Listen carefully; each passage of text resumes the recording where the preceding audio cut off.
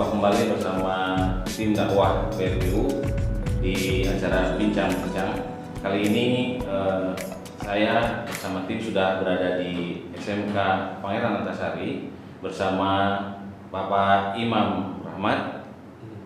Kita akan ngobrol-ngobrol tentang pemuda, tentang sekolah, tentang macam-macam, Mbak. Pak Imam, gimana kabar? Alhamdulillah baik. Jadi manggilnya Ustadz, Mas atau Bapak? Apa aja? Oh, bebas aja. Yang enak, panggilan yang baik. Panggilan baik. Ya, Mas aja. Oh ya. Selama hampir 1,5 tahun ini ya, kegiatan pendidikan di sekolah terhenti dari offline, dari online nih. Iya. Betul ya, 1 tahun 7 bulan ya. 1 tahun lagi dari Maret 2019. 2020 kali. 2019 kan COVID-19. 2019 ya. Iya, kalau nanti ini 3 tahun Maret kan ya? resmi 3 tahun. 3 tahun ya? Iya. Oke. Karena ini dia. COVID-19. Iya, Dari kayak baru kemarin. Maret 2019 masuk ke Indonesia kan. Terus bulan 45, bulan kelima sudah dilarang tetap muka. Jadi makanya tahun lalu itu kan tahun 2019 itu anak-anak ujian UNBK-nya dibatalin. Anak-anak sudah masuk kelas, saya sempat jalan 1 hari sama pemerintah disuruh tiadakan.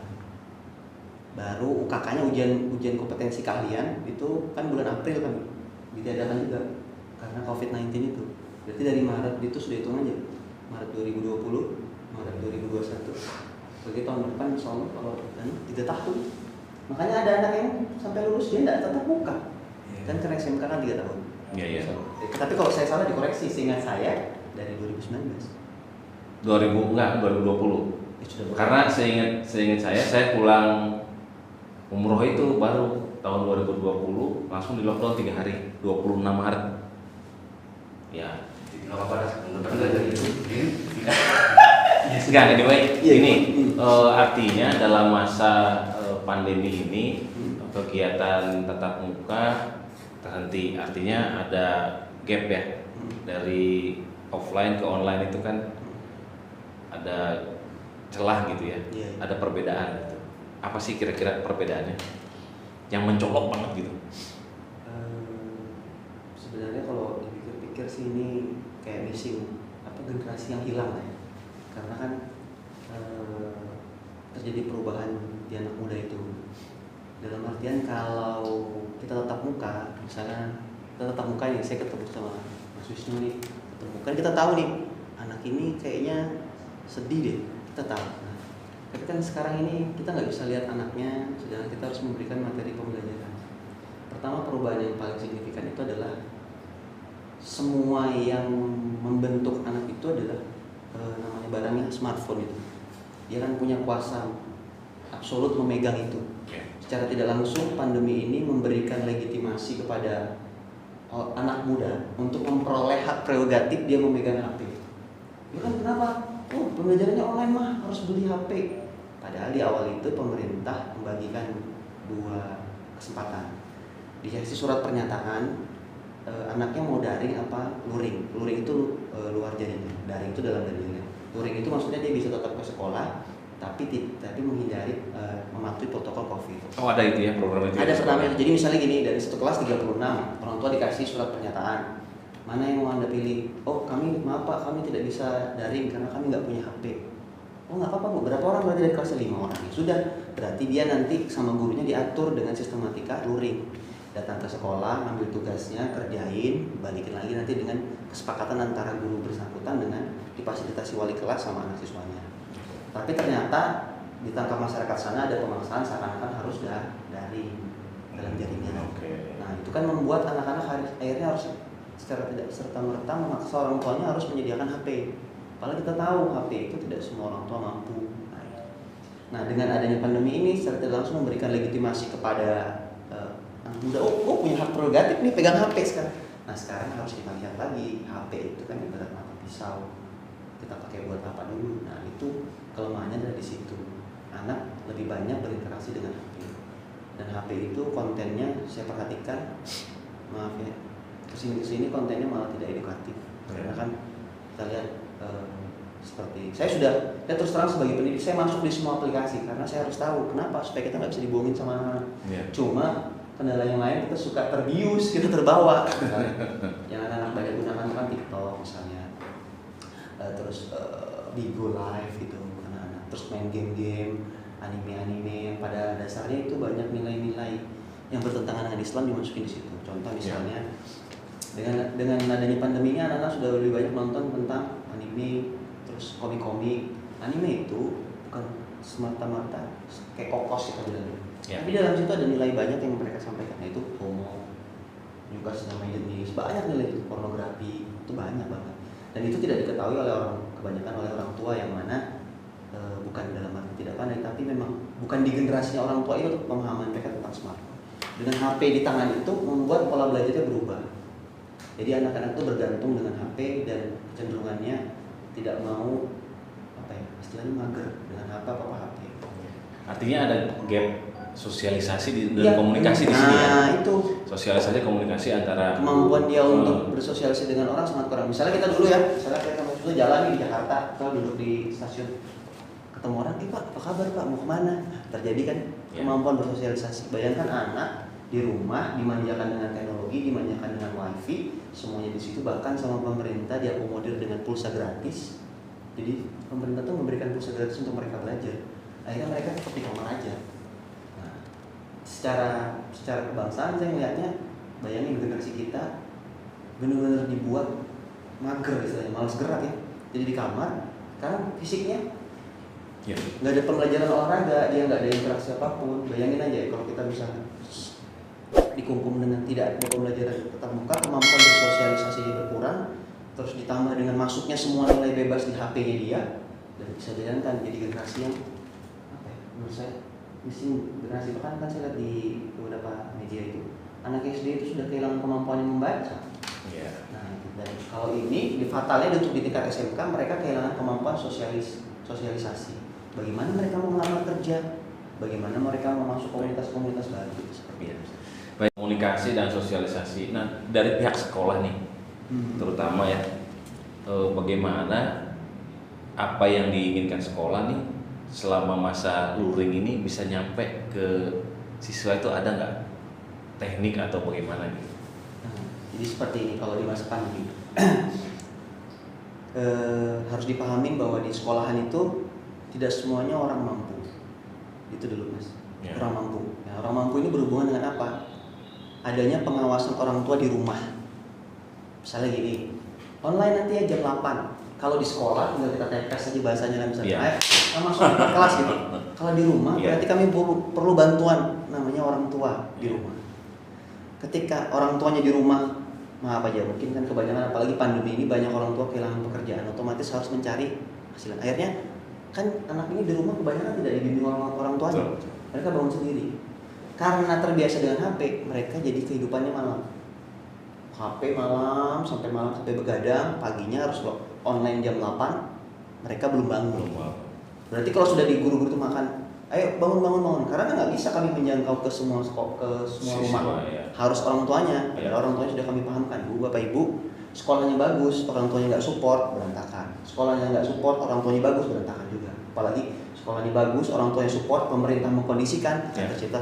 Ini kan tidak, dalam artian anak-anak di rumah kita nggak bisa kontrol, apalagi kepedulian orang tua terhadap pembelajaran itu tidak serta-merta dimiliki oleh semua orang tua. Nah, apalagi kebetulan di Pangeran ini menengah ke bawah, yang orang tuanya sudah pagi ke pasar, pagi jualan, otomatis anak ini punya kesadaran sendiri. Siapakah yang bisa mengarahkan mereka ini? Tidak ada. Berarti gurunya. Nah, kalau kami antisipasinya, setiap pembelajaran online, wali kelasnya kami suruh memanggil anak-anak yang bermasalah. Apa sih sebenarnya kendala dirimu? Kenapa tidak mau ikutin pembelajaran? Manggil ke sekolah ya? Manggil ke sekolah. Jadi secara berkala, misalnya pembelajaran di kelas ini kira-kira yang masuk cuma 20 yang online. Dipanggil nanti orang tuanya. Pertama anaknya dulu dipanggil. Kenapa kamu berhalangan? Terus setelah dipanggil dia nggak bisa menemukan alasan jelas, kita panggil orang tuanya. Pembinaan kami seperti itu, manggil orang tuanya, manggil anaknya, kami dudukkan. Karena ini juga kesalahan dari kita, dari pemerintah. Karena memang saya contohnya 2019 itu saya mau ada tidak naikkan anak satu siswa, beberapa siswa saja, tapi pemerintah mengharuskan meluluskannya semua. Itu kesulitan. Ada. Nah, dan ketika itu diketahui oleh anak, kalau dulu saluran informasi anak-anak itu lewat sekolah, karena mereka bisa lihat di jejer, oh diluluskan kok, misalnya kita pasti diluluskan, oke terus kita ngapain belajar gitu. Jadi otomatis ketika anak itu sudah mengetahui itu, apapun sistem yang kita bentuk ini percuma aja kan, karena mereka sudah tahu kita harus dinaikkan kok. Tapi juga kita gali ke mereka lagi, kita sampaikan ke mereka. Saya biasanya lewat video-video diri media sosial yang dimiliki sekolah. Teman-teman, saya yakin bahwa saya sampaikan video itu bahwa untuk online ini pasti malas lah kita untuk belajar. Tapi teman-teman harus ingat bahwa teman-teman nanti kan pengennya pilihannya cuma 3, kerja, kuliah, atau wirausaha. Ketika teman-teman nanti tidak tertib menghadiri pembelajaran online, terus dasar nilai teman-teman ini dari mana diambilnya? Sedangkan syarat untuk masuk, misalnya teman-teman yang jurusan teknik masuk di TIS apa perusahaan-perusahaan tertentu dengan nilai minimal 7 atau 8. Sedangkan teman-teman tidak pernah hadir di online. Nah, misalnya kami memberikan himbauan seperti itu. Jadi kami panggil orang tuanya, kami panggil siswanya, kami berikan pemahaman bahwa nilai online, nilai ini walaupun pembelajarannya dalam online, tapi juga bermanfaat buat teman-teman sekalian. Karena kalau kata teman-teman kalian, iya kan, benar Anda lulus, tapi kan nilai Anda belum tentu memenuhi kriteria. Apalagi ada teman-teman banyak yang mau daftar tentara, polisi, nah, jadi sampai jaya jangkau sekolah itu hanya seperti itu. Menarik tadi ada yang ingin saya lebih dalam ini mengenai ekonomi ya. Kalau misalnya di sekolah ini justru kebanyakan yang ekonominya menengah ke bawah, sekolah lainnya barangkali ya yang ekonominya menengah ke atas. Nah, ada nggak pernah gitu mendapatkan kasus yang berhubungan dengan erat dengan ekonomi nih, ekonomi orang tua terutama? Artinya ya sampai mempengaruhi si anak harus keluar, atau misalnya anak itu nggak bayar uang sekolah atau gimana? Ada nggak? Kalau kasus di sekolah kayak Pangeran ini beragam sih. Misalnya gini, ada anak yang Pak saya nggak berani pulang Pak. Kenapa? Kalau saya pulang kakak saya dikejar-kejar sama debt collector. Ada ya? Ada. Jadi dia kena judi online, justru kena Anak ini, anaknya sendiri. Anaknya ini punya kakak, cuma karena namanya debt collector nggak peduli, pokoknya keluarganya anak ini. Oke. Karena teror ya? Teror memang datang ke rumahnya kejar-kejar. Ada Pak, saya nggak berani pulang Pak, karena kakak saya terjebak judi online. Ada itu juga. Ada juga anak murid yang Pak bisa bantu nggak Pak? Kenapa Pak? Rumah saya datang debt collector karena bapak saya punya pinjaman di bank. Ada, banyak kayak gitu, pinjaman di bank. Terus juga ada orang tua murid yang sering, saya itu bingung sebenarnya. Dulu tuh saya sering lihat ada orang bawa motor terus bawa catatan-catatan ke ibu-ibu itu. Kan itu banyak tuh, dan itu juga kejadiannya ada. Bang Titi loh. Cicilannya 2 hari, sehari itu 20.000 aja, tapi kan juga memberatkan. Ada itu sampai ke sekolah itu? Ada, Mas, dicariin. Terus itu ada kasus, juga ada juga kasus yang nelpon ke sekolah. Beliau itu menggunakan kartu kredit, dalam artian mungkin menanyakan tempat di mana anaknya sekolah, ditanyain Pak anak itu memang benar-benar di sekolah, ada juga. Kalau untuk yang kasus-kasus begitu bukan ada lagi banyak.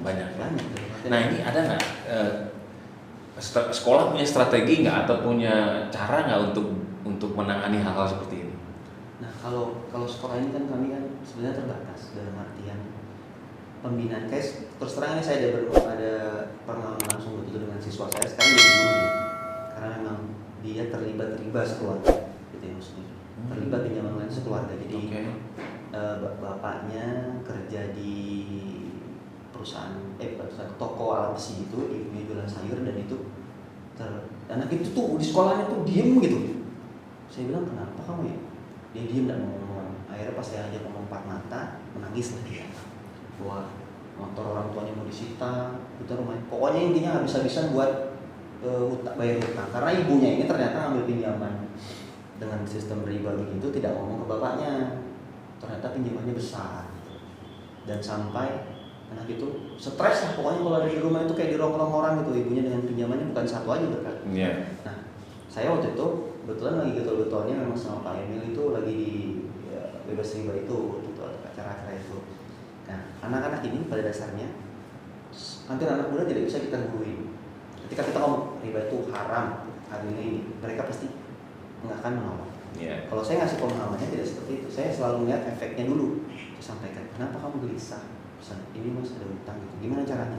Kebanyakan orang, anak-anak itu seperti itu, uang udah dapat, terus selesai permasalahannya gitu. Misalnya, utang berapa? 3 juta. Sudah, misalnya kita bantu 3 juta. Apakah itu kan selesai? Enggak, kata saya. Kenapa? Karena itu perilaku berulang. Ternyata benar. Di ibunya ini adalah perilaku berulang. Sudah pernah ditalangin, pinjam lagi, talangin, pinjam lagi. Yang ada adalah harus dibenerin perilakunya dulu sebenarnya. Dia bukan salah. Pertemuan pertama, yang kedua saya ajak kebetulan saya kan sering ada acara sama ML itu waktu itu di beberapa tempat lah di Jatra. Saya ajakin aja anak itu, walaupun dia bantu saya terima tamu segala macam, tapi dia dengar. Nah itu maksudnya saya mengadopsi caranya Pak. Baru saya ketemu setelah paham dan cerita di bro itu. Jadi kita tanpa sadar ngarahkan dia ke komunitas yang baik untuk dia menerima informasi itu. Akhirnya pelan-pelan dia mulai berubah, anak itu berubah, nyampaikan ke bapak ibunya, bahkan sampai bapak ibunya dibawa. Dan saya datangi untuk sama Pak Emil juga. Sempat ke rumah beliau di Geraha itu, terus juga tetap juga ke rumahnya Pak Emil juga. Disampaikan sama Pak Emil adalah itu. Akhirnya mulai berubah perilakunya, alhamdulillah tertata. Nah, tapi untuk menjangkau keseluruhan secara anak-anak secara tersistemik itu agak susah. Saya kalau untuk pendekatan personal oke, di sekolah itu bisa. Kami guru melalui pendekatan direkod.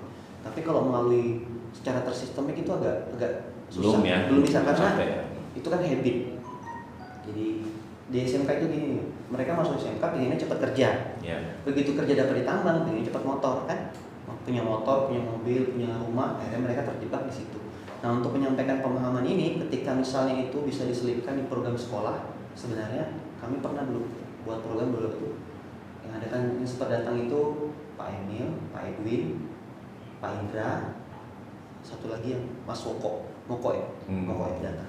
Itu ada sesi khusus gitu ya? Jadi kami ada yang pelatihan entrepreneur gitu. Nah, dari situ bisa kami sematkan pemahaman tentang itu. Karena untuk disampaikan di awal, orang ngomong urgensinya apa buat sekolahan? Karena kami sekolah kan terikat dengan pemerintah. Kadang-kadang ada program-program tertentu mungkin yang bertentangan ideologinya dengan atau agendanya dengan pemerintah. Contoh misalnya, kami di sekolah kan ikut program Cinta Rupiah misalnya, berhubungan dengan bank. Tapi kalau misalnya program-program yang kami adakan di luar sekolah misalnya, itu kami selipkan harus seperti itu. Yang bisa saya sampaikan adalah ketika saya misalnya ngisi di Pangeran itu ada KRD, kajian. Jadi kita sholat zuhur bareng, baru kita paparin ya, tentang materi bebas. Ada tausiah ya? Ada tausiahnya, materi bebas. Kadang-kadang saya ngundang orang luar juga, beberapa teman kok sempat datang itu saya ngisi. Nah mungkin bisa kita selipkan di situ karena kita harus sadari bahwa pemahaman teman-teman sekalian tuh kebanyakan apalagi di anak-anak siswa itu tentang riba sangat minim gitu. Sama aja kayak saya juga, riba itu apa saya bilang gitu. Kenapa harus diharamin gitu. Data setelah saya pahami, oh bahaya seperti ini, baru kita mulai berubah perilaku karena berhutang itu sudah jadi perilaku di kita gitu. Kita kan pengennya instan, apalagi anak-anak itu masuk tambang gajinya 7 juta 5 juta, pengen punya motor bagus, itu dulu yang diincar ya. Itu dulu yang diincar itu seperti itu. Ini siswa sekolah itu mengetahui tentang ekonomi ekonomi ribawi ini. Penting nggak ini diketahui? Terus gimana sih kita untuk bisa masuk ke mereka supaya mereka itu paham bahwa ini bukan pilihan yang bagus gitu? Kan kalau menurut saya itu sangat penting. Itu penting. Kenapa sangat penting? Jadi data di Balikpapan itu menunjukkan bahwa perceraian itu terjadi di usia Balikpapan ya 3.000 per tahun itu Balikpapan. 3.000 per tahun. 1.500-nya itu adalah perceraian anak muda. Permasalahannya dia anak-anak usia muda, usia dari 15 sampai 25. 15 kan 12 30. Ternyata permasalahan mereka itu ada dua aja, ekonomi dan orang ketiga. Nah, oke, kita fokus ke tadi kita ngomongnya ekonomi. Nah, ekonomi itu apa ternyata? Setelah kita telusuri, saya pengalaman juga banyak berintegrasi dengan siswa, dan berhubungan dengan riba tadi. Yang tanpa tidak disadari mereka melakukan sesuatu yang sebenarnya berbahaya. Jadi perceraian ekonomi itu kan karena suami istri nikah, sudah punya kerjaan bagus. Ternyata rumah ambilnya riba, motornya riba. Tanpa sadar habis semuanya termasuk rumah tangganya. Nah, ini kan harus dipahamkan. Tapi untuk memahamkan anak-anak ini kan kebanyakan mereka lebih dominan logikanya. Nah, perlu pendekatannya keagamaan sebenarnya. Nah, tapi keagamaan anak-anak itu suka antipatik karena kan kalau penyampaiannya hanya monoton seperti itu nggak bisa. Makanya pertama menurut saya sangat penting, yang kedua uslubnya, caranya aja. Nah, apalagi yang teman-teman ini menurut saya di BRPU yang ada di sini juga kompeten tuh menurut saya. anak-anak itu perlu pengalaman experience kayak misalnya nanti saya undang ke sekolah, Ustaz coba ngomong di sekolahan, gak usah ngomong tentang pengalaman pribadi aja. Oh saya nih dulu saya kayak Anda semua kerja begini-begini, nah itu dia lebih mengena karena anak itu kita menyampaikan pengalaman hidup kita tanpa sadar kita selipkan di situ metode-metode dakwah maksudnya. Ya. Jadi kita kan nggak ngerasa guruin dia. Saya misalnya expertnya tentang apa, sampaikan ke anak-anak di situ suatu. Nah itu bisa lebih kena ke anak-anak. Jangan kita bilang, bro riba, dia tahu. Ini kita tahu, tapi itu nggak akan merubah dia karena Pak jawabannya gini Pak. Terus saya suruh berapa lama lagi saya bersabar kalau saya tidak mengambil cara ini. Terus gimana saya harus punya motor? Nah tapi dengan kita selipkan yang seperti tadi tuh. Kalau di Pangeran itu lewat KRB, kami panggil teman-teman yang punya pengalaman di luar. Karena menurut saya tuh terlepas apapun background pendidikan teman-teman itu, pengalaman ini penting. Misalnya Ustaz itu punya pengalaman apa gitu di-share-kan anak, itu dia lebih dengarkan. Iya. Dia masih, Pak gitu ya Pak ya. Akhirnya nanti dia keluar. Dibandingin dia dengan kita sampaikan pembelajaran, mereka nggak kena. Saya juga udah pernah coba itu, saya ajarin semua kan saya ngajarin komputer bahasa Inggris. Saya sampaikan di kelas itu sampai alat semua saya bawa, nggak tertarik mereka. Tapi begitu saya sampaikan tentang pengalaman satu orang tuh, dia Pak, temannya Bapak ini, iya. Dan itu yang lebih mengena karena apa? Nggak bisa dipungkirin kan, Ustaz itu pernah ngalamin, Ustaz itu pernah ngalamin dan transfer ke anak-anak ini. Oh, lebih terbuka. Itu yang kedua caranya. Atau enggak kita adakan event-event kayak entrepreneurship. Kita panggil teman-teman yang bisnis. Apalagi nanti bisa ngomongnya, saya bisnis. Oh iya, saya dulu punya ini. Udah pasti wah hebat Bapak ini ya. Berat banyak punya jadi posisi ini. Tapi itu ternyata semuanya habis. Loh, kok bisa habis Pak? Baru masuk ke entry-nya itu. Nah itu makanya kalau memang nanti teman-teman memang mau membantu sih, karena saya lihat sedih saya lihatin anak-anak ini kan kerjanya bagus-bagus, tapi pemahamannya soal riba itu masih sangat minim. Padahal itu menurut saya fatal. Dari satu kelas itu, coba contoh untuk gampang kita lihat ini aja. Anak satu kelas 3 tahun. Berapa yang bawa motor? Angkat tangan. Paling yang nggak bawa motor tuh 2-3. Motornya baru? Iya Pak, baru Pak. Belinya cash kredit, angkat semua kredit semua. Berarti pemahamannya di dua kan. Di anak yang tidak tahu riba, di orang tuanya juga tidak tahu. Nah, bagaimana sekolah menyampaikan ke mereka, tapi juga agak sulit kalau distruktur lewat pelajaran. Karena ekonomi yang dianut kan ekonominya yang umum, kewirausahaan itu yang umum, harus segala macam. Nah, kita bisa lewatnya caranya dengan di luar, dengan kegiatan kita ekskul kita masukin. Ini tantangan juga ya buat kita tim BRBU ini untuk bisa masuk ke wilayah-wilayah pendidikan tentunya ya, karena umum sekarang pendidikan yang digunakan kan pendidikan umum, sedangkan kita ini berusaha untuk memberitahu ke hal yang lebih khusus gitu ya. Ya mudah-mudahan nanti kita bisa bekerja sama BRBU dengan pihak sekolah-sekolah untuk bisa masuk memberikan informasi mengenai ekonomi yang digunakan sekarang, ekonomi baru. Oke, barangkali ada satu masukan untuk pemuda nih, terutama nih pemuda, orang-orang di sekitar kita yang sedang dilanda wabah utang utang negara, utang ribawi ini. Ustaz, gimana Pak?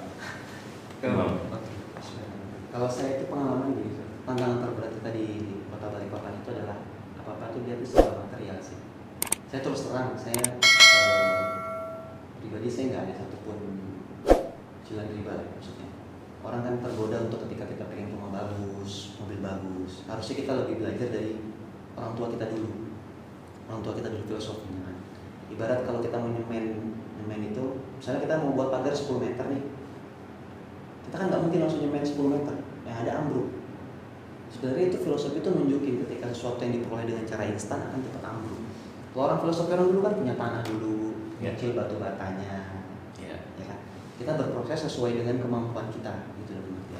Jangan serta merta sebenarnya ikut serta dengan banyaknya orang punya rumah baru, mobil baru, motor baru, gaya hidup. Kalau menurut saya pribadi, hiduplah sesuai dengan kemampuan kita. Jangan kita nurutin keinginan. Nah, makanya kita ketika menginginkan sesuatu bersabarlah, karena yang sesuatu itu berproses. Dan yang instan itu akan benar-benar hancur. Contoh juga saya pernah di kampus itu disampaikan oleh Bob Sadino. Beliau itu punya anak atlet muda. Kalau Bob Sadino yang punya Kemcik, kalau mau tahu, yang pengusaha sepak tanah pendek itu. Bob Sadino kan pernah ngisi materi saya di kampus. Ada yang lebih hebat lagi tuh, Bob Rondino. Kerung Dino. Nah, beliau itu menyampaikan bahwa anaknya itu bisa lompat di kuda itu untuk yang 1 meter 2 meter. Hari itu Bob Sadinonya nggak mau pusing, dia langsung cobain 1 meter. Dia lompat, patah. Dia jatuh dari kuda dan patah. Oke. Akhirnya dia nanya, karena kamu kok bisa lompat 1 meter? Bapak sebelum aku lompat ke 1 meter itu, aku yang segini, yang 10 inci, naik 30, naik lagi 50, naik 60, sampai 1 meter. Bahwa berproses.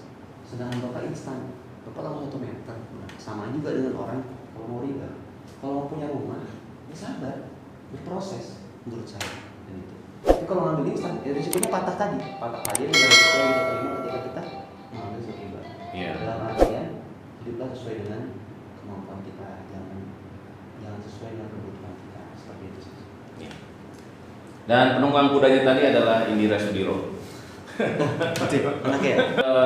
Sahabat muslim yang dimanapun berada, tadi sudah kita berbincang cukup serius dan cukup memberi masukan kepada kita tentang dunia sekolah dan juga bagaimana strategi-strategi yang digunakan oleh sekolah untuk memberikan informasi tentang bahaya riba dengan Pak Imam Rahmat. Mudah-mudahan bermanfaat. Terima kasih Pak Imam.